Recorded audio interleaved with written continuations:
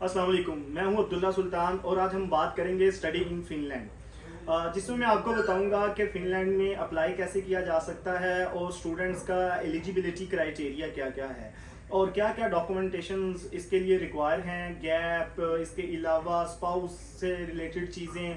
Complete package है इस video के अंदर, आपके लिए कंप्लीट डिटेल है। तो स्टूडेंट्स इसका लास्ट तक आप इस वीडियो के साथ रहिएगा अगर आप मुकम्मल फ़िनलैंड की इंफॉर्मेशन लेना चाहते हैं।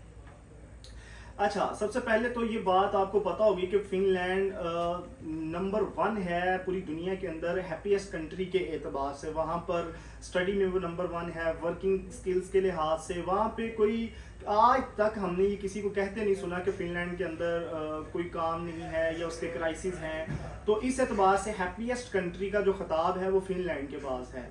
अच्छा, अब हम स्टार्ट करते हैं कि इसका एलिजिबिलिटी क्राइटेरिया क्या है, कौन से स्टूडेंट्स इसको अप्लाई कर सकते हैं। सबसे पहले अगर बात करें तो बैचलर स्टूडेंट के लिए बात करते हैं। तो बैचलर्स के लिए 60% मार्क्स जो हैं वो आपके होने चाहिए। इसके साथ जो आपका आइल्स है वो होना चाहिए 6 बैंड, और जो मास्टर स्टूडेंट है उनके लिए आपका 2.4 CGPA होना चाहिए और इसके साथ जो आइल्स है वो 6.5 होना चाहिए। अच्छा, एक अहम नुक्ता जो मैं स्टूडेंट्स आपको देना चाहता हूँ जिससे आपको पता चलेगा कि आपका जो कंसल्टेंट है वो आपके साथ लॉयल है, ठीक तरीके से काम कर रहा है या नहीं। फिनलैंड किसी भी एतबार से इंग्लिश प्रोफिशिएंसी लेटर के ऊपर आपकी वर्किंग नहीं करती। तो ऐसे किसी कंसल्टेंट के साथ आपने काम नहीं करना जो कि आपको ये कह रहा हो कि इंग्लिश प्रोफिशिएंसी लेटर पे आपका एडमिशन हो जाएगा, बिल्कुल नहीं होगा।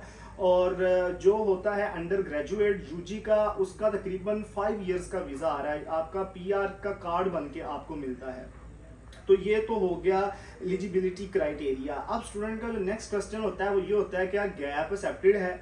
और गैप के लिए मैं आपको बताऊं कि सबसे पहली चीज़ है कि आपका गैप जितना भी है यहाँ पर एक्सेप्टेड है, लेकिन आप इसके साथ आपका वर्क एक्सपीरियंस आपको शो करना होगा और एज की भी कोई लिमिट नहीं है। अच्छा, नेक्स्ट अगर हम बात करें तो इसमें स्पाउस के लिए फिनलैंड इस वक्त यूरोप में वाहिद कंट्री है जो आपका स्पाउस अलाउ करती है और आप अपनी फैमिली बच्चों के साथ आप जा सकते हैं और आपको भी वर्क अलाउ होगा और आपके स्पाउस को भी जो है ना वो वर्क अलाउ होगा। बैंक स्टेटमेंट के लिए तकरीबन सिंगल पर्सन जो एप्लीकेंट है उसकी 7,000 यूरो जो है वो उसकी बैंक स्टेटमेंट इसके अंदर जो है वो लगती है।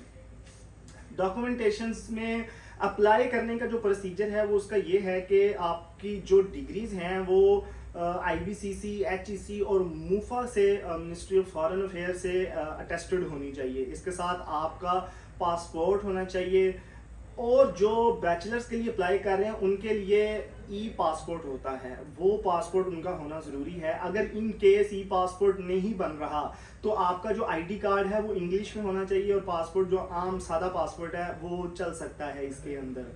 और रिकमेंडेशन लेटर मास्टर्स के लिए चाहिए होता है इसके अंदर, और गैप हर तरह से एक्सेप्टेड है। अब बात की जाए इटली में स्कॉलरशिप की तो 40% से 100% जो है वो अप टू है, यानी कि 40% स्कॉलरशिप तो आपकी इसके अंदर हम आपको गारंटी करते ही करते हैं कि आपकी 40% स्कॉलरशिप लगेगी, लेकिन अप टू ये 100% तक जाती है। ये आपके प्रोफाइल के ऊपर डिपेंड करता है।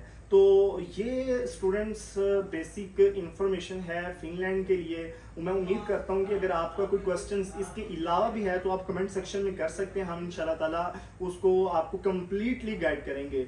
उम्मीद करता हूँ कि ये वीडियो आपके काम आएगी। Thank you very much.